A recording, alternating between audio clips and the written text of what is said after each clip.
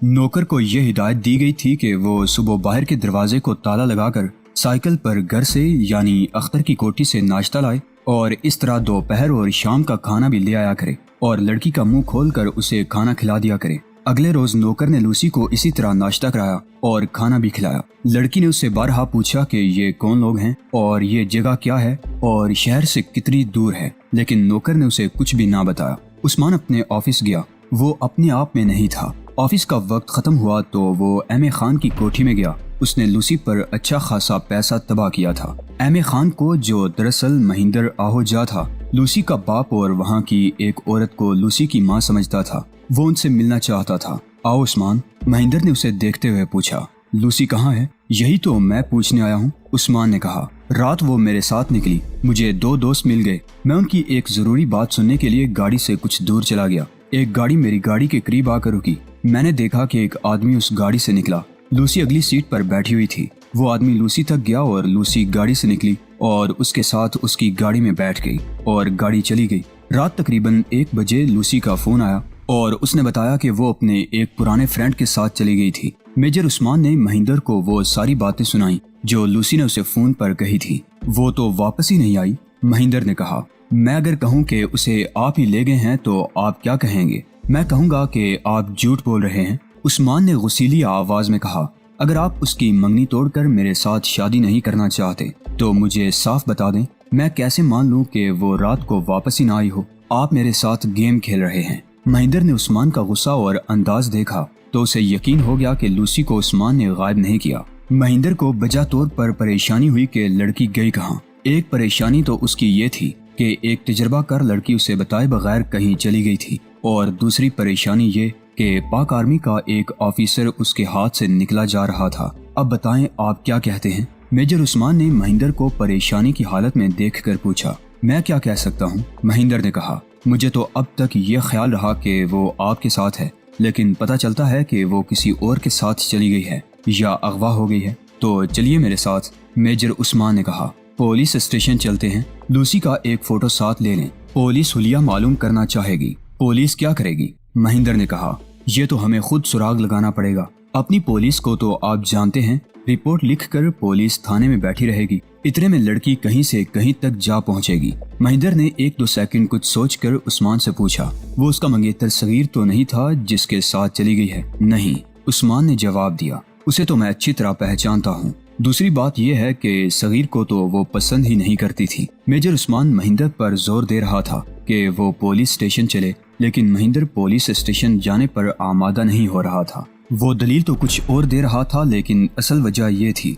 कि वो police station जाने का खतरा मोल नहीं ले सकता था। हालांकि उसके पास पाकिस्तान का शनाख्ती कार्ड था जिस पर उसका नाम महमूद अली खान लिखा हुआ था। ताहम पुलिस स्टेशन जाने में अच्छा खासा खतरा था। उस्मान टलता नजर नहीं आ रहा था, लेकिन महेंद्र के सामने वो घुटनों के बल चलने वाला तुफले शीरखार था। उसने उस्मान को लगाम डाल ली और उसे घर भेज दिया। वो औरत जो लूसी की माँ बनी हुई थी, ऐसी काया औरत थी कि उसने रोना शुरू कर दिया और इस तरह अपने आंसू बहाए कि आंसुओं से उसका मुंह धुलने लगा। उस्मान तो उन पर शक कर रहा था, लेकिन उस औरत के आंसू देखकर उसका दिल पसीज गया।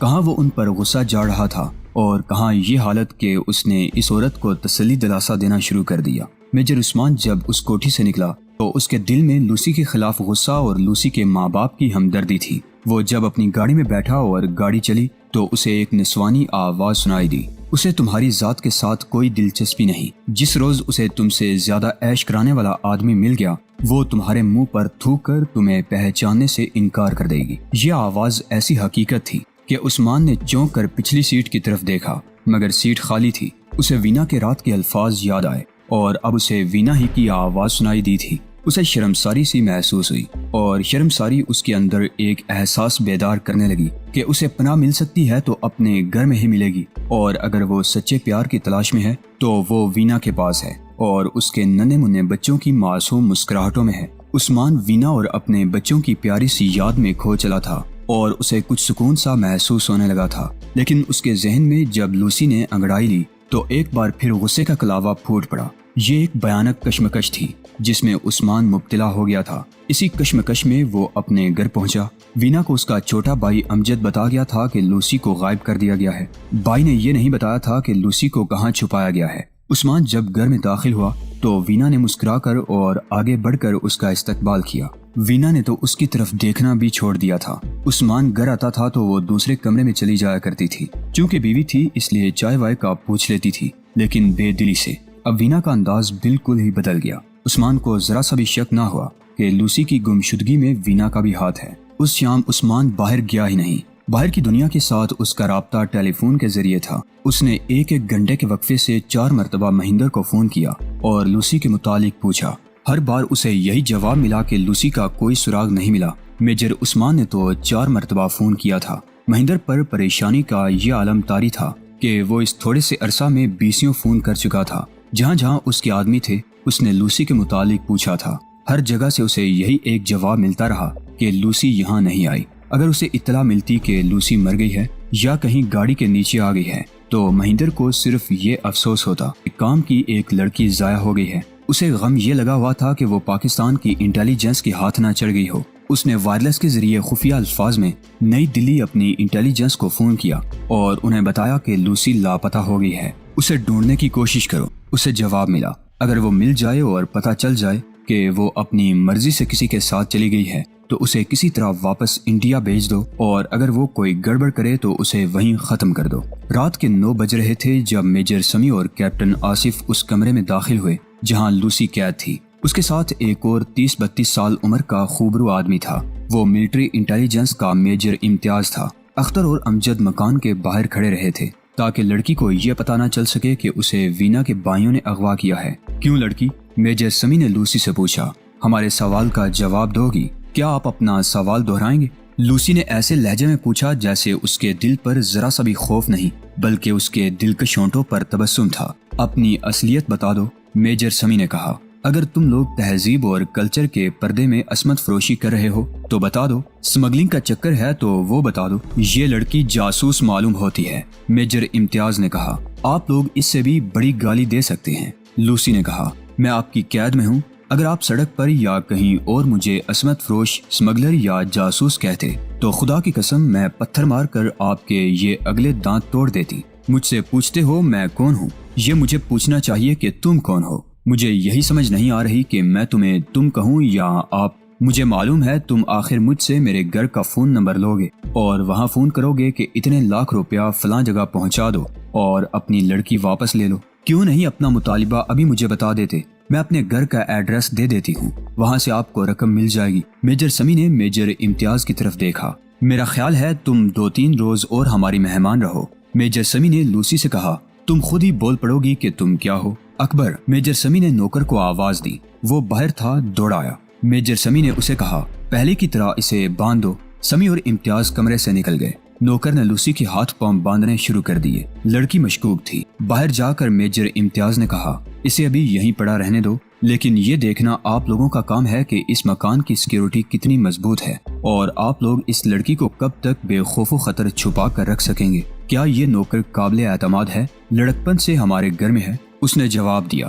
مجھے پوری امید ہے کہ یہ دھوکہ نہیں دے گا۔ میجر امتیاز انٹیلیجنس کی طرف سے سرکاری طور پر نہیں آیا تھا، وہ کیپٹن آصف کا قریبی رشتہ دار تھا۔ سمی اور آصف نے اسے کہا تھا کہ وہ اس لڑکی کو آ کر دیکھ لے۔ جب تک یقین نہ ہو جائے کہ یہ لڑکی جاسوسی کے کسی رنگ کی ہے اس وقت تک ISI کو اطلاع نہ دی جائے۔ یہ تینوں آرمی آفیسر گاڑی میں بیٹھے اور چلے گئے۔ لوسی کے منہ پر کپڑا باندھ کر رکھا جاتا تھا تاکہ اس کی آواز نہ نکل سکے۔ اختر کا ملازم اس کے ہاتھ پاؤں باندھ چکا تو اس کے منہ پر کپڑا باندھنے لگا۔ لوسی نے اس سے اس کا نام پوچھا۔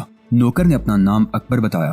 اکبر کی عمر 33-34 سال ہو گئی تھی۔ وہ اختر کے گھر کا خاص نوکر تھا، صاف ستھرے اور اچھے قسم کے کپڑے پہنتا تھا۔ اس کی شکل و صورت بھی ایسی تھی کہ کسی گھر کا نوکر نہیں لگتا تھا، نہ اس کے چہرے اور انداز میں غربت کی جھلک تھی۔ چہرے مہرے کا رنگ بھی ٹھیک ٹھاک تھا۔ اکبر، لوسی نے منت کے لہجے میں اسے کہا، تھوڑی دیر اور میرا منہ کھلا رہنے دو، میں ذرا سی بھی اونچی آواز نہیں نکالوں گی۔ اکبر نے اس کی بات مان لی اور کپڑا الگ رکھ دیا۔ تم ان لوگوں کے کیا لگتے ہو؟ لوسی نے اکبر سے پوچھا۔ کچھ بھی نہیں، اکبر نے جواب دیا، میں تو ان کا نوکر ہوں۔ کیوں جھوٹ بولتے ہو؟ لوسی نے مسکرا کر کہا، تم نوکر لگتے ہی نہیں ہو۔ تمہارا چہرہ، تمہارے کپڑے اور تمہارا طور طریقہ نوکروں والا ہے ہی نہیں۔ تم تو کوٹھیوں میں رہنے والے آدمی ہو۔ مجھے جھوٹ بولنے کی کیا ضرورت ہے؟ اکبر نے کہا، یہ لوگ جب آئیں تو ان سے پوچھ لینا۔ میں نہیں مانتی، لوسی نے کہا۔ تم کسی محکمے میں افسر ہو یا تم بہت بڑے جاگیردار ہو، تم تو خوبصورت آدمی ہو۔ اگر تم نوکر ہوتے تو میں تمہارے ساتھ بات بھی نہ کرتی۔ میرا دل چاہتا ہے کہ تمہارے ساتھ باتیں کروں، کیونکہ تم میرے خاندان کی برابری کے آدمی ہو۔ میرے قریب ہو کر بیٹھو۔ اکبر نوکر ہی تو تھا۔ ایک خوبصورت اور اونچے درجے کی لڑکی نے اسے افسر، جاگیردار، خوبصورت اور دلکش آدمی کہہ دیا تو اس کے غبارے میں ہوا بھر گئی۔ لوسی کی مسکراہٹ کا جادو الگ چل رہا تھا۔ لوسی نے اسے کہا کہ میرے قریب ہو جاؤ، تو وہ اتنا قریب ہو گیا کہ دونوں کے جسموں کے درمیان ہوا کے گزرنے کی بھی جگہ نہ رہی۔ کیا میں واقعی تمہیں افسر یا امیر آدمی لگتا ہوں؟ اکبر نے پوچھا۔ تو کیا میں غلط کہہ رہی ہوں؟ لوسی نے اپنی مسکراہٹ کو اور زیادہ طلسماتی بناتے ہوئے کہا۔ اگر تم افسر نہیں ہو اور امیر آدمی بھی نہیں ہو تو بھی تم مجھے بہت ہی اچھے لگتے ہو۔ یہ لوگ کون ہیں جو مجھے یہاں لائے ہیں؟ یہ نہیں بتاؤں گا، اکبر نے جواب دیا۔ چلو نہ بتاؤ، لوسی نے کہا، کوئی اور بات کرو، میرا دل بہت گھبرا رہا ہے۔ اکبر اس کے پہلو کے ساتھ لگ کر بیٹھا ہوا تھا۔ لوسی کھلاڑی لڑکی تھی۔ وہ باتیں کرتے کرتے اپنا سر اکبر کے چہرے کے قریب لے گئی۔ لوسی کے ریشم جیسے بال کھلے اور بکھرے ہوئے تھے۔ یہ بال اکبر کے گالوں سے مس کرنے لگے۔ اکبر نے پرے ہٹنے کی بجائے اپنا چہرہ لوسی کے اور قریب کر لیا۔ اکبر، لوسی نے منت سماجت کے انداز سے کہا، تھوڑی سی دیر کے لیے ہاتھ بھی کھول دو۔ میں کمزور سی لڑکی ہوں اور تم اتنے تندرست اور توانا مرد ہو، میں بھاگ تو نہیں سکتی۔ لوسی نے اپنا چہرہ اکبر کی طرف گھمایا تو اس کا منہ اکبر کے منہ کے بالکل قریب ہو گیا، اتنا قریب کہ ان کی سانسیں ٹکرانے لگی اور وہ دونوں ایک دوسرے کی سانسوں کی تپش محسوس کرنے لگے۔ لوسی نے سرگوشی کی، ہاتھ کھول دو اکبر۔ اکبر آہستہ آہستہ لوسی کے پیچھے ہو گیا اور اس کے ہاتھ کھولنے لگا۔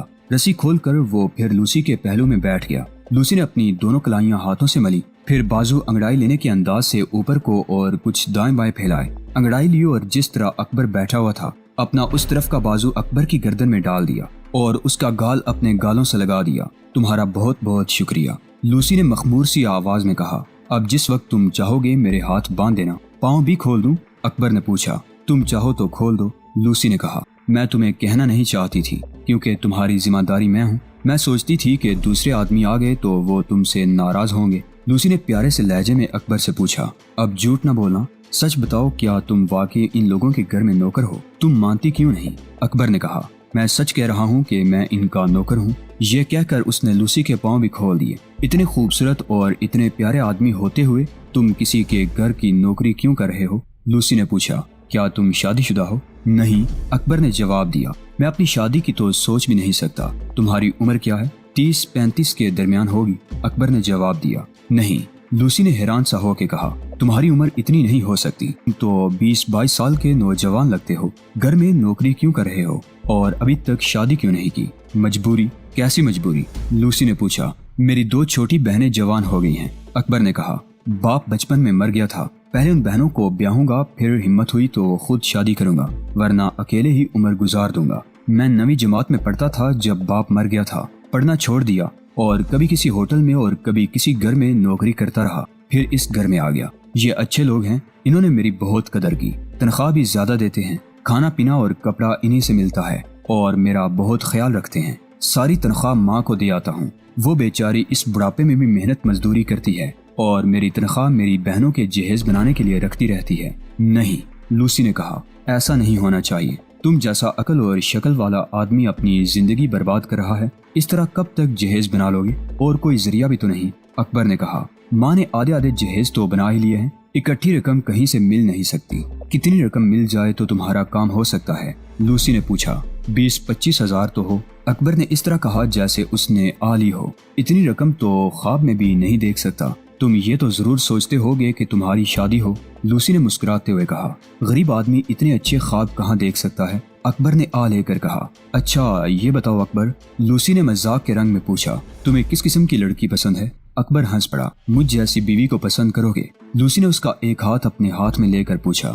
تم تو بہت خوبصورت ہو، اکبر نے کہا۔ ایک بات بتاؤں اکبر، لوسی نے کہا، مجھ جیسی خوبصورت لڑکیاں تم جیسے خوبصورت آدمیوں کو پسند کرتی ہیں۔ لوسی نے اکبر کو اپنے دونوں بازوؤں میں لے لیا۔ اکبر پر خود سپردگی کی کیفیت طاری ہو گئی۔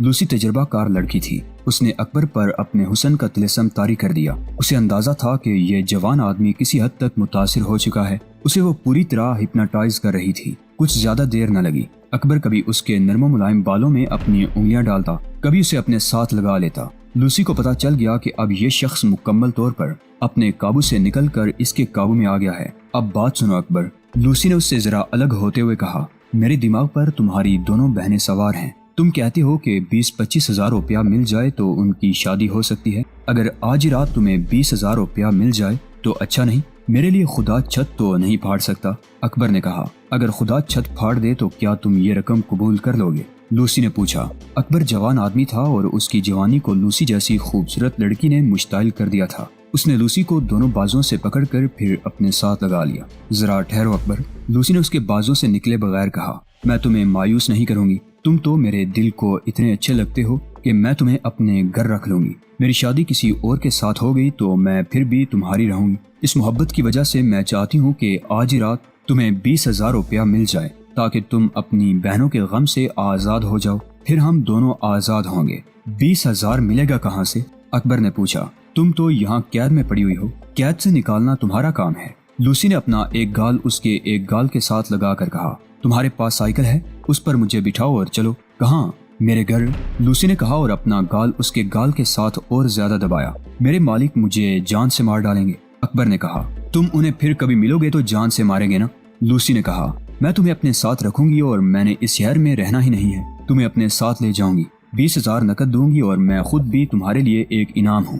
آج رات میں تمہیں اپنی کوٹھی کے کمرے میں اپنے ساتھ رکھوں گی۔ اکبر اس کلاس کا ایک جوان آدمی تھا جس میں دو ہی ضروریات کو اہمیت دی جاتی ہے، پیٹ کی بھوک اور جنسیت کی بھوک۔ یہی وہ لوگ ہوتے ہیں جو مار داڑ اور جنسی لذت سے بھرپور فلمیں دیکھنے جاتے ہیں اور کپڑے پھاڑ پھڑوا کر ٹکٹ لیتے اور فلم دیکھتے ہیں۔ انہی لوگوں کے مطالبے پر سینما ہال میں بلیو فلموں کے ٹوٹے دکھائے جاتے ہیں۔ لوسی ہوشیار لڑکی تھی اور اس کلاس کی نفسیات کو سمجھتی تھی۔ آدمی کسی بھی کلاس کا ہوتا، لوور، میڈل یا اپر، وہ ہر کلاس کے آدمیوں کی کمزوریوں سے آگاہ تھی۔ یہی لوسی اور اس جیسی لڑکیوں کو ٹریننگ ملتی تھی۔ اس نے اکبر کو بڑی آسانی سے اپنے شیشے میں اتار لیا تھا۔ یہ تو بڑا آسان شکار تھا جو اس لڑکی نے مار لیا۔ رات 11:30 بجے کا وقت تھا۔ شہر کی ایک سڑک جو دن بھر ٹریفک کے ہجوم تلے کراتی تھی، ایک سائیکل جا رہی تھی۔ گاڑیوں کی ٹریفک نہ ہونے کے برابر تھی۔ سائیکل کے پیچھے کیریئر پر ایک عورت بیٹھی تھی جس نے اپنے اوپر ایک کمبل لے رکھا تھا۔ اکا دکا گاڑی قریب سے گزرتی تھی اور کوئی گاڑی والا اس سائیکل والے کی طرف دیکھتا ہی نہیں تھا۔ کوئی دیکھتا بھی تو یہی کہتا کہ ایک مزدور پیشہ آدمی اپنی بیوی، بہن یا ماں کو سائیکل پر بٹھائے کہیں جا رہا ہے، کمبل اور آگے کر لو۔ سائیکل والے نے اپنے پیچھے بیٹھی ہوئی عورت سے کہا، آگے پولیس کی گاڑی کھڑی ہے۔ عورت نے کمبل کا گھونگھٹ نکال لیا۔ 2-3 منٹ بعد سائیکل پولیس کی گاڑی کے قریب پہنچی۔ یہ گشتی پولیس گاڑی تھی جو انہوں نے وہاں روک لی تھی۔ سائیکل گاڑی کے پاس سے گزری تو ایک پولیس والے کی آواز سنائی دی، اوئے ٹھہروئے، پولیس والے نے کہا۔ سائیکل رک گئی۔ ایک ہیڈ کانسٹیبل سائیکل کے قریب گیا اور اس نے عورت کے اوپر سے کمبل اتار دیا۔ کمبل کے اندر سے نہایت خوبصورت اور ماڈرن لڑکی برآمد ہوئی۔